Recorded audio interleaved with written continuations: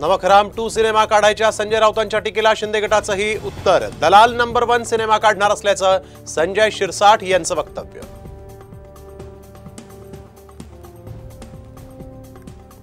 योजनांमुळे विरोधकांच्या पोटात दुखतंय म्हणून ते आमच्याबद्दल बडबड करतायत, अजित पवारांचा घणाघात।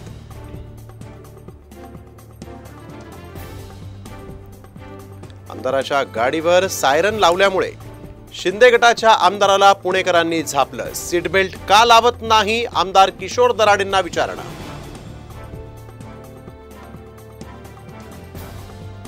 राहुल लोणीकर यांनी दिला भाजप युवा मोर्चाच्या प्रदेशाध्यक्षपदाचा राजीनामा।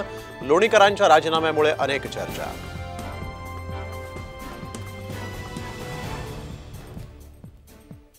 नांदेडमध्ये काँग्रेसच्या कार्यक्रमात घुसले मराठा आंदोलन।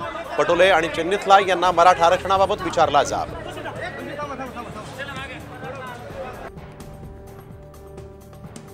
आरक्षणासाठी आता धनगर समाजाकडूनही अल्टिमेटम। एसटी आरक्षणाची राज्य सरकारने तातडीने अंमलबजावणी करावी अन्यथा उपोषणाचा इशारा। आकाशवाणी आमदार निवासातील खोलीचा पीओपी कोसळला।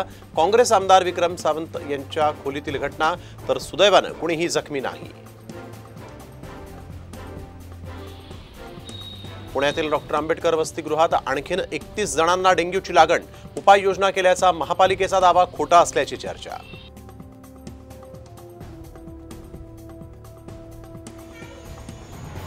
कसारा स्थानकात थेट मोटरमनच्या केबिनमध्ये शिरून बनवलं रील्स।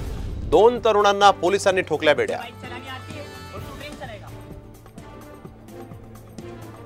परभणीतला निम्न दुधना प्रकल्प अद्यापही कोरडाच। पावसाळ्याचे 2.5 महिने लोटले तरीही पाणीसाठा 24%वरच। सिंचनाचा प्रश्न बिकट होण्याची चिन्ह।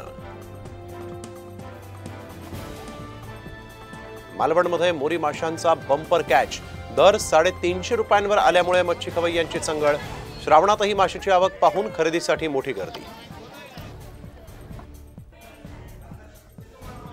गेल्या आठवड्यापासून घसरण होत असलेल्या चांदीच्या दरात 1500 रुपयांची वाढ।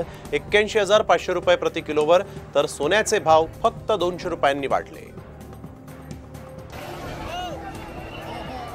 आषाढी वारी करून संत गजानन महाराजांची पालखी आज शेगाव इथं विसावणार। खामगाव शेगाव मार्गावर शेवटच्या टप्प्यात 2.5 लाख भाविक दिंडीत सहभागी।